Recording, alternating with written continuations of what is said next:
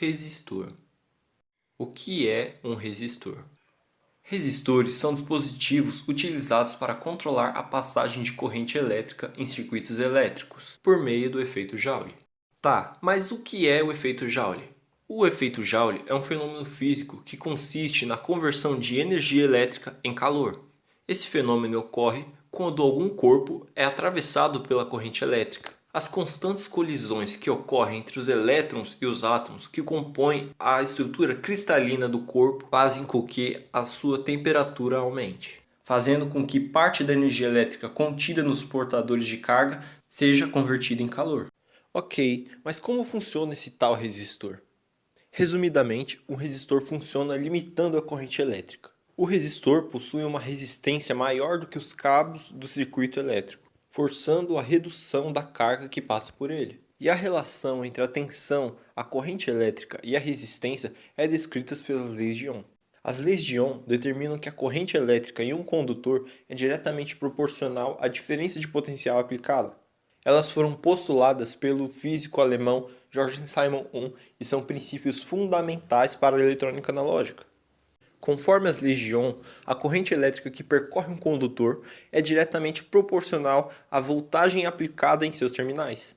Relacionando as três principais grandezas elétricas, as leis de Ohm comprovam como a tensão, a resistência e a corrente estão diretamente ligadas. As leis de Ohm podem ser resumidas em duas leis. A primeira lei de Ohm versa sobre a resistência elétrica em seus condutores, determinando a proporcionalidade entre a corrente que atravessa esse corpo e a diferença de potencial a qual esse corpo está submetido. A fórmula da primeira lei de Ohm pode ser lida como URI, ou U igual a R vezes I, ou seja, a tensão é igual a resistência vezes a corrente, sendo a tensão medida em volts, a resistência medida em ohms e a corrente medida em ampere. Ok. Mas antes de falarmos da segunda lei de Ohm, precisamos entender um conceito fundamental para compreendê-la, que é a diferença entre resistência e resistividade. Como já dito, a resistência elétrica é a capacidade de um material de resistir à corrente elétrica. E essa capacidade vai depender de fatores como a largura e o comprimento do material, as condições ambientais e do material que o condutor é constituído. Além disso, é preciso levar em conta a resistividade do material do condutor. Já a resistividade, por sua vez, depende da temperatura que o condutor se encontra.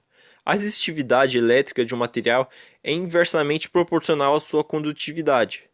Isso significa que a maioria das substâncias, a resistividade aumenta com a temperatura.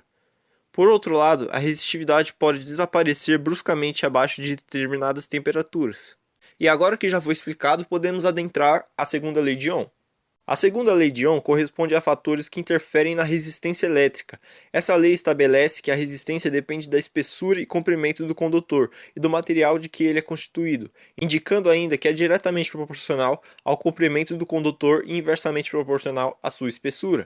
A segunda lei de Ohm pode ser lida como R igual a ρ vezes L sobre A, sendo R a resistência medida em ohms, ρ, a resistividade do condutor medida em ohms por metros, L, o comprimento medido em metros, e a área de secção transversal.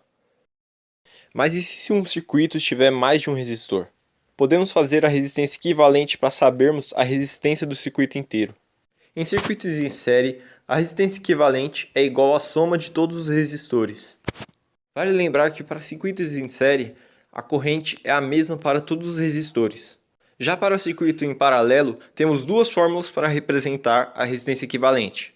Uma é utilizada para medir a resistência equivalente entre todos os resistores do circuito, sendo a fórmula 1 sobre o resistor equivalente é igual a 1 sobre os N resistores do circuito. Já a outra serve para medir a resistência apenas entre dois resistores, sendo a fórmula R1 vezes o R2 sobre o R1 mais o R2. Vale lembrar que a tensão é a mesma para todos os resistores do circuito em paralelo.